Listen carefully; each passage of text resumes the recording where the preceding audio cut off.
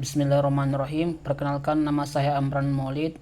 Pada kesempatan kali ini saya akan menjelaskan terkait dengan definisi bilangan kompleks.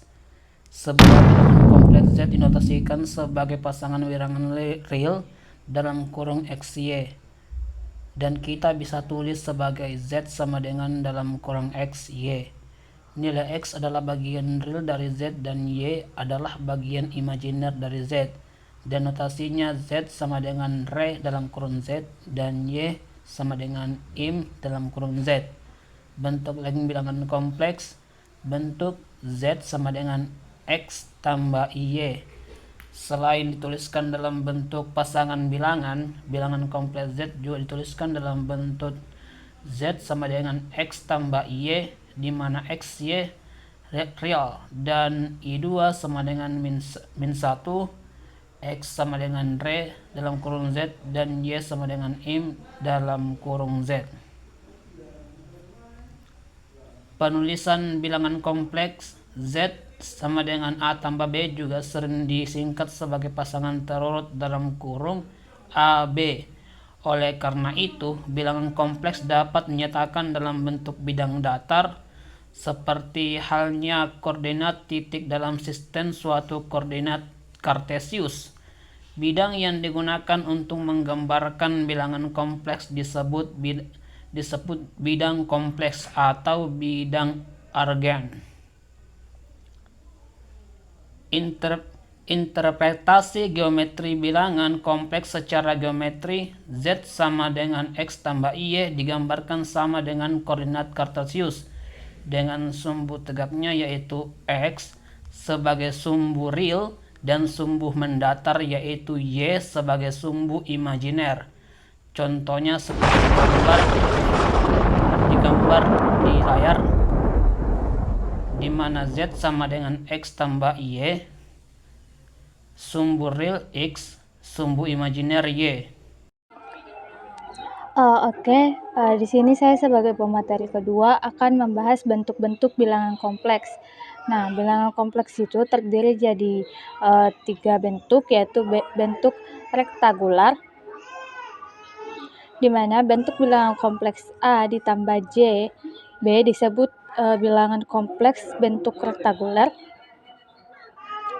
Jika gambar grafik bilangan kompleks di mana titik A mempunyai koordinat A, JB, artinya titik A mempunyai apsis A dan ordinat B.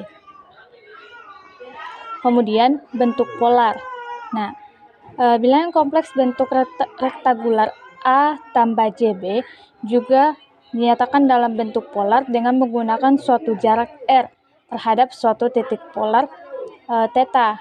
Jika OA sama dengan R, maka letak kedudukan titik A dapat ditentukan terhadap R dan theta. Seperti contoh, di mana cos theta itu sama dengan A per R, maka A-nya sama dengan R cos theta. Kemudian kalau sin theta itu sama dengan R, maka B sama dengan R sin theta.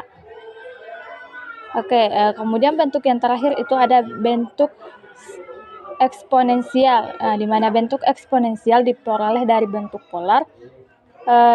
Harga dalam kedua bentuk itu sama dan sudut dalam kedua bentuk itu juga sama, tetapi untuk bentuk eksponensial harus dinyatakan dalam radian, Z sama dengan R dikali E pangkat J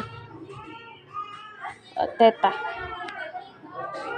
seperti pada gambar di samping. Terima kasih. Untuk materi selanjutnya yaitu kita akan membahas mengenai kuadran.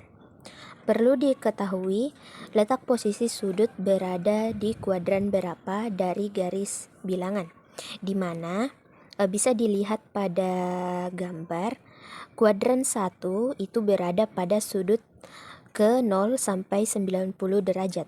Kemudian pada kuadran kedua itu berada pada sudut 90 sampai 180 derajat. Kemudian pada kuadran ketiga itu berada pada sudut ke 180 sampai 270 derajat atau min 90 derajat sampai min 180 derajat. Kemudian kuadran keempat itu berada pada sudut ke 270 derajat sampai 360 derajat atau 0 sampai min 90 derajat. Adapun contoh soalnya yaitu perhatikan persamaan bilangan kompleks berikut. Z sama dengan 3 dikurang J8. Bentuk umum bilangan kompleks di atas itu dapat dirubah ke dalam bentuk penulisan yang lain. Di mana didapat R sama dengan akar dari 3 pangkat 2 ditambah 8 pangkat 2 dan hasilnya yaitu R sama dengan 8,54. Dan sudut yang dibentuk adalah theta sama dengan arkus tangan dalam kurung min 8/3 di mana hasilnya itu didapatkan min 69,44 dan ini berada pada kuadran keempat.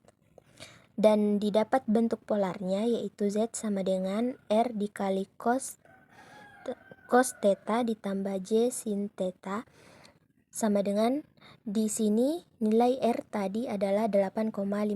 Jadi 8,54 dikali dalam kurung cos min 69,44 ditambah J sin min 69,44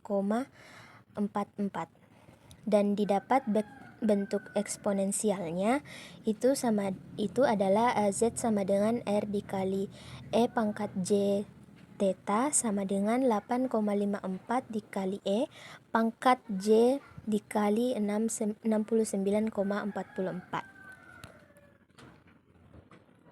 Kemudian operasi pada bilangan kompleks. Operasi aljabar pada bilangan kompleks itu sesuai dengan operasi aljabar pada bilangan real. Misalnya Z1 sama dengan X1 ditambah IY dan Z2 sama dengan X2 ditambah IY2. Nah, pada penjumlahan Z1 tambah Z2 itu sama dengan X1 tambah X2 ditambah I dikali Y1 tambah Y2. Kemudian pada pengurangan itu Z1 dikurang Z2 sama dengan X1 kurang X2 ditambah 1 dikali dengan Y1 dikurang Y2. Dan untuk perkalian Z1 dikali Z2 sama dengan X1 ditambah IY1 dikali dengan X2 ditambah IY2 itu sama dengan kemudian dikelompokkan ini yang sama X1 kali X2 dikurang Y1 Y2 ditambah I dikali X1 Y2 ditambah X2 Y1.